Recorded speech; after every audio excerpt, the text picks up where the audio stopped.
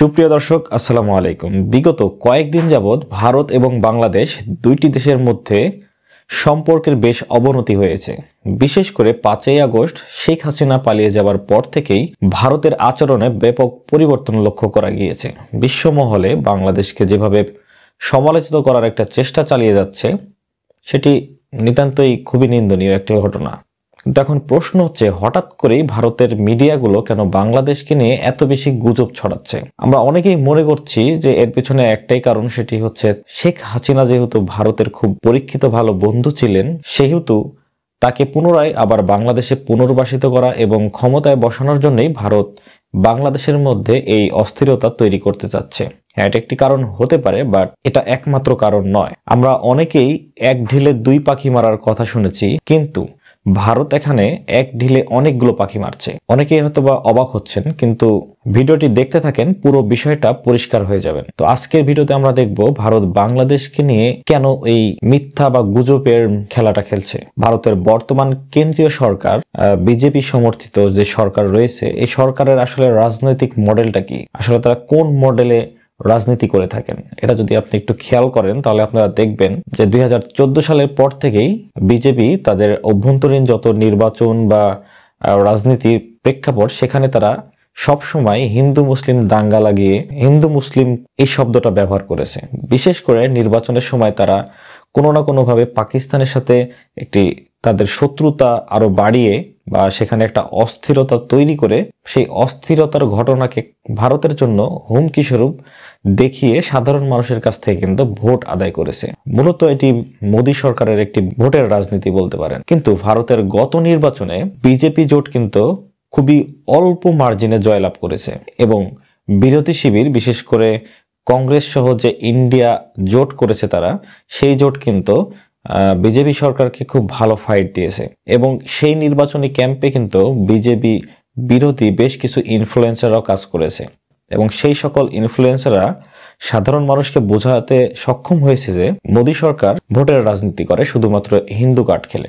একই সাথে আপনারা জানবেন যে ভারতের প্রতিবেশী যে দেশগুলো রয়েছে, মালদ্বীপ, শ্রীলঙ্কা, নেপাল এবং ভুটান, এই সমস্ত দেশের সাথেই কিন্তু ভারতের একটি খারাপ সম্পর্ক বা বৈরী সম্পর্ক তৈরি হয়েছে এবং এই কয়েকটা জায়গা থেকেই কিন্তু ভারত একরকম বিতাড়িত হয়েছে। শুধুমাত্র বাংলাদেশের সাথেই সামান্য কিছু সম্পর্ক ছিল, তবে সেটা বাংলাদেশের মানুষের সাথে না, বাংলাদেশের যে বিগত সরকার ছিল সেই সরকারের সাথে। যেহেতু বাংলাদেশে বেশ কিছু হিন্দু বসবাস করে, সুতরাং তারা চাচ্ছে বাংলাদেশের এই হিন্দুদেরকে বা সংখ্যালঘুদেরকে টার্গেট করতে এবং তাদেরকে আবারও হিন্দু কার্ড খেলে বাংলাদেশের সাথে একটি বৈরী সম্পর্ক বা বাংলাদেশকে তারা পাকিস্তানের জায়গাতে নিয়ে যেতে চাচ্ছে এবং তারা তাদের দেশের মানুষের কাছে এটা তুলে ধরার চেষ্টা করছে যে বাংলাদেশ হলো দ্বিতীয় পাকিস্তান এবং ভারতের একমাত্র শত্রু। এতে করে যে ঘটনা ঘটবে, আগামী নির্বাচনে বিজেপি কিন্তু আবারও বাংলাদেশের সাথে শত্রুতা দেখিয়ে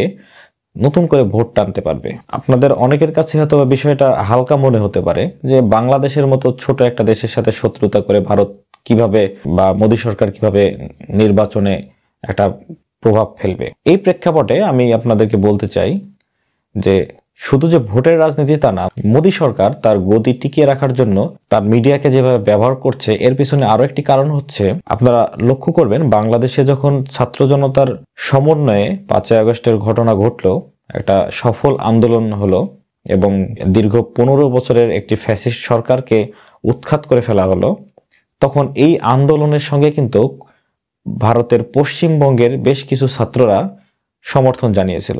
ভারতের মোদী সরকার এ বিষয়ে কিন্তু প্রচন্ড রকমের ভয় ছিল, কারণ বিরোধী পক্ষ ইতিমধ্যেই তাদেরকে খুবই কঠোরভাবে টক্কর দিচ্ছে।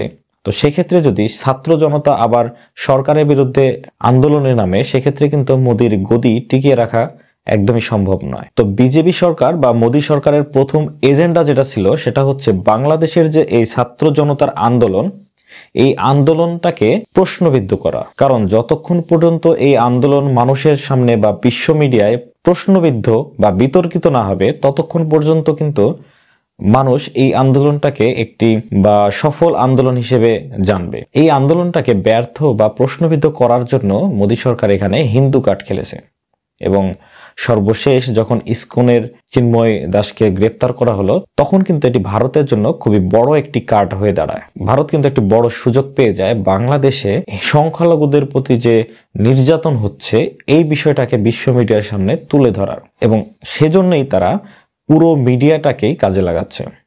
যদিও ইতিমধ্যে তাদের মিডিয়ার নিউজটাকে বিশ্ব মিডিয়ার অনেক জায়গা থেকেই গুজব বা মিথ্যা বলে সার্টিফাই করা হচ্ছে।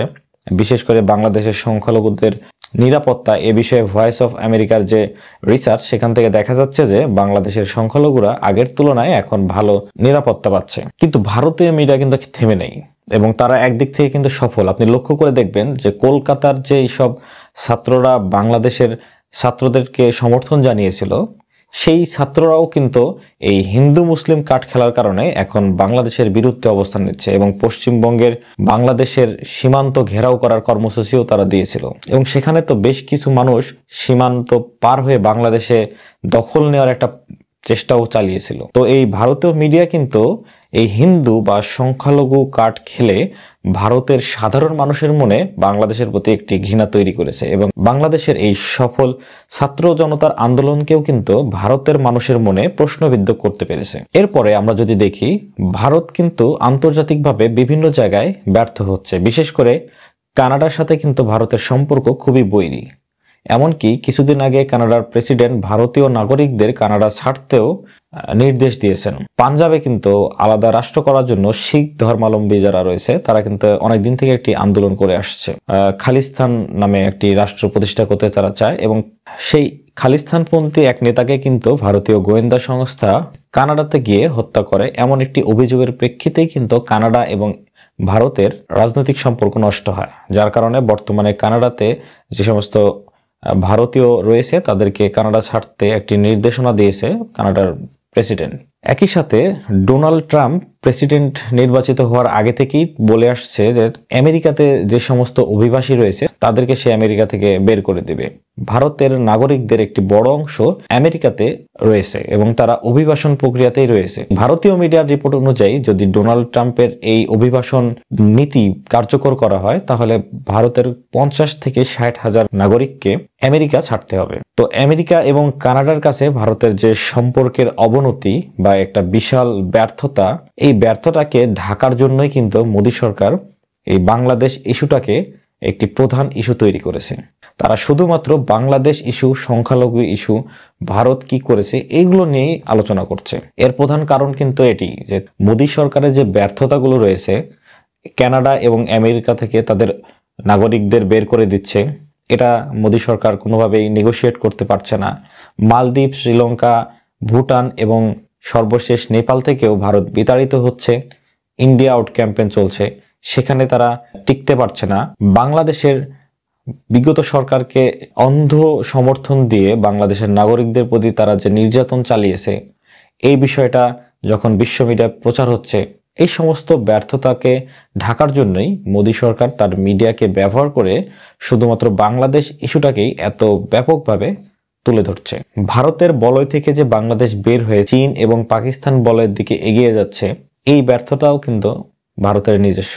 কিন্তু ভারত যদি চাইতো বাংলাদেশের সাথে একটি গুড রিলেশন তৈরি করতে পারত। মোদী সরকারের মূল টার্গেটই হলো কোনো একটি দেশের সাথে শত্রুতা তৈরি করে সেই শত্রুতার বয়ানটাকে তার দেশে প্রচলিত করবে এবং তারা বলবে যে সেই দেশটা ভারতের জন্য হুমকি স্বরূপ, আর এই হুমকি থেকে বাঁচানোর জন্যই বিজেপি সরকারকে দরকার।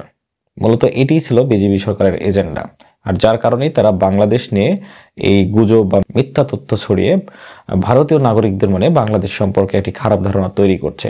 মূলত ভারতের মূল উদ্দেশ্যই এটা। তো সুপ্রিয় দর্শক, আজকের এই বিশ্লেষণ থেকে ভারতের মূল এজেন্ডা পরিষ্কার করতে পেরেছি। তারপরেও আপনাদের মনে যদি কোনো প্রশ্ন থাকে বা আমার এই রিসার্চ যদি আপনাদের ভালো লেগে থাকে, অবশ্যই কমেন্ট বক্সে লিখে জানাবেন।